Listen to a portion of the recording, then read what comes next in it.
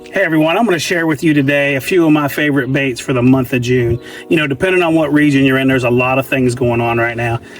You got fish that are done spawning, trying to get ready to move offshore. You may have some fish that are still garden fry. You have a shad spawn going on. You have a brim spawn going on.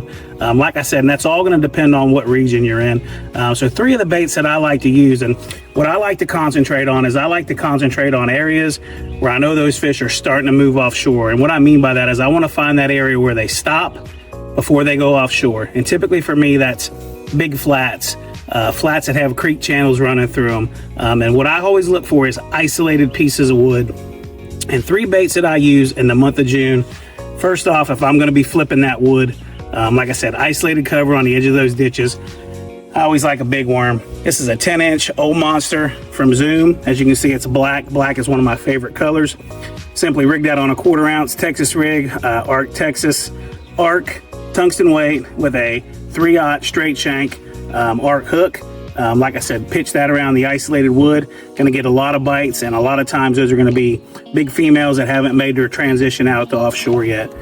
Second bait for me, like I said, June is a tricky month. Things get really tricky at times.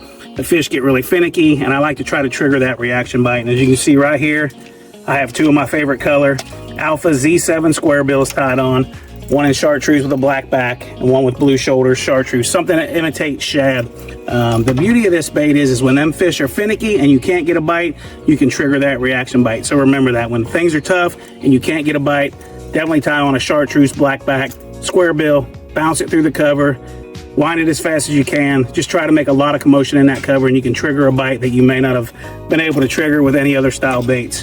Another bait that I like to throw around those isolated pieces of wood is just your simple buzz bait. You know, as you can see, I got a Zoom horny toad on there. If I want to go with a clacking style buzz bait, I'm going to go with the West Logan Signature Series buzz bait.